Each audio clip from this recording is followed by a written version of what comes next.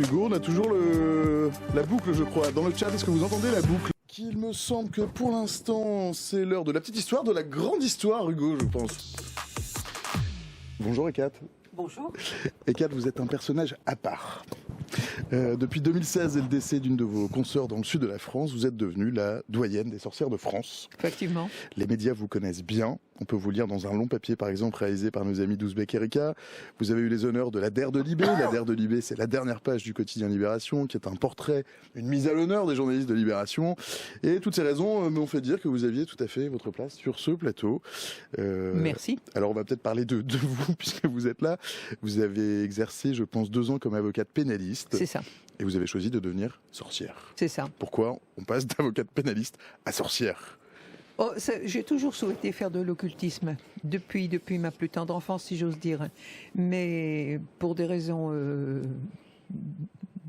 à cause de mes parents notamment, j'ai dû choisir une profession un peu plus correcte. Voilà, un peu plus... Plus dans les clous. Dans les clous, voilà, exactement. Mais sinon, ça a toujours été mon souhait de faire de l'occultisme. Toujours, toujours. C'est quoi une sorcière, Ekat? Ah, une sorcière, c'est quelqu'un qui reprend les rites anciens. Qui reprend les rites anciens, qui remonte à des millénaires parfois, et qui essaie d'arranger les problèmes des autres avec ces rites-là, qui sont complètement désuets, apparemment, mais pas pour moi. Ce sont quoi ces rites, par exemple? Est-ce que c'est une croyance? Qu'est-ce que c'est la sorcellerie? La sorcellerie, c'est le moyen de résoudre un problème avec des méthodes non conventionnelles, par des méthodes non conventionnelles. Il y a Copy qui demande est-ce que c'est une religion, par exemple? Non, pas du tout. Pas du tout, pas du tout, pas du tout. Il y a des courants tout de même, mais religion, certainement pas, non. Et alors vous êtes la doyenne, alors déjà comment on peut être sûr que vous êtes la doyenne? Il y a une sorte d'organisme certificateur, il y a une confrérie de sorcières qui existe? Non, pas du tout, on le sait comme ça, de bouche à oreille, ça se dit. De toute façon, nous ne sommes plus très nombreuses, hein. Soyons honnêtes, nous ne sommes plus très nombreuses actuellement. Alors votre quotidien, ça consiste en quoi, Ekat? Dans l'exercice de votre métier de sorcière. C'est un métier, sorcière. C'est un métier à part entière. Ça consiste tout simplement à recevoir des consultants, voir si leur demande est légitime ou pas, si elle est réalisable ou pas. Et ensuite, la nuit, effectuer ces fameux rituels de sorcellerie. Voilà. Donc on dort peu. Parce qu'à ce stade-là, dans le chat, il y a déjà plein de questions.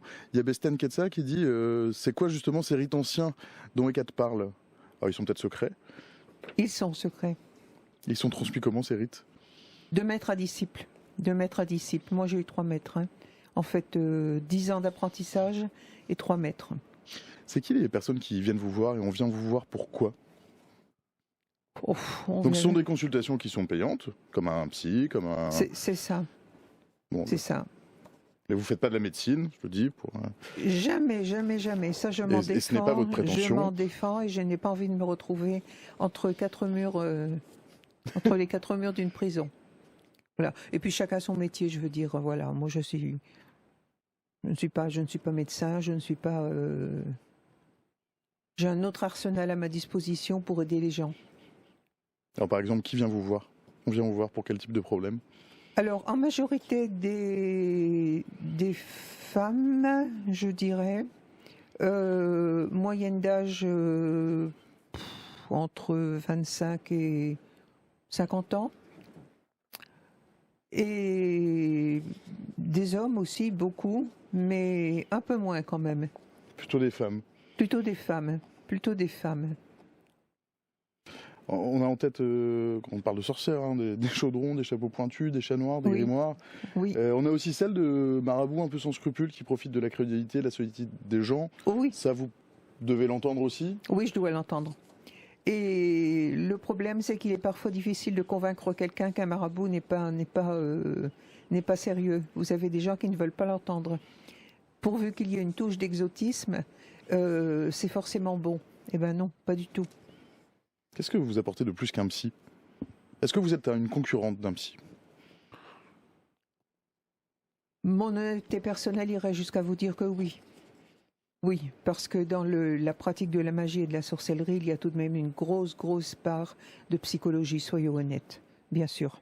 Vous écoutez les gens en quelque sorte tout de même. J'écoute les gens et la personne qui est satisfaite, ne serait-ce que pour avoir parlé avec moi, n'aura forcément pas besoin de rituels de sorcellerie. C'est une évidence. Donc beaucoup de psychologie, je crois qu'il faut avoir cette honnêteté-là. Il y a Bestan Ketsa qui dit ça coûte combien une consultation? J'imagine qu'il y a tous les prix. 80 €, voilà. C'est 80 € pour vous et ça dure une heure, je crois. 1 heure, 1 heure et demie, 2 heures, ça n'a pas tellement d'importance. Disons 1 heure et demie. Il y a la Caprouche qui dit c'est très intéressant comme métier. C'est simplement dommage qu'il n'y ait pas d'école de sorciers en France. Il n'y a pas d'école de sorciers en France. Il n'y a pas d'école de sorciers en France, pas du tout. Et alors vous êtes répertorié comme c'est quoi votre métier? C'est quoi le code APE de votre métier? Vous êtes sorcière. Sinon je suis en profession libérale. Pour l'INSEE, vous êtes profession libérale. Bien sûr, profession libérale. Il y a un aspect aussi mercantile. Certains critiquent ce que vous proposez parce que vous n'êtes pas psy, pas médecin. Il y a aussi des dérives sectaires parfois. Oui. Vous voyez ça autour de vous, on va dire, dans votre environnement professionnel, si je puis dire? J'en vois, mais j'en vois relativement peu. En fait, moi j'ai une tendance à travailler un peu en vase clos, si vous voulez. Je reçois mes consultants, je m'occupe d'eux, mais je ne m'occupe pas trop de ce qui se passe autour. Donc je suis assez mauvaise pour répondre à cette question. Vous dites qu'il y a plusieurs courants. Alors par exemple, le vôtre, c'est lequel et quels sont luciférien. Alors, qu'est-ce que c'est le courant luciférien? Pour ceux qui ne Lucifer est le connaissent rien porteur en de lumière. ésotérisme. Lucifer est le porteur de lumière, ainsi que l'indique son nom, Lux Ferris en latin, donc qui apporte la lumière.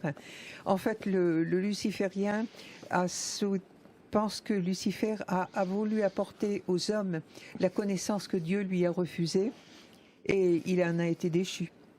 Voilà. Mais c'est un problème de connaissance et non pas de diabolisation ou quoi que ce soit.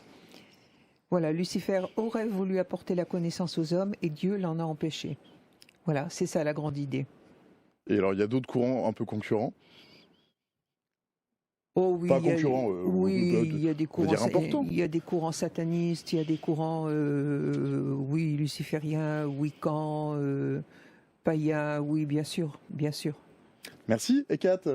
Je vous en prie. Doyenne des sorcières de France. C'est moi qui vous remercie. C'est un plaisir.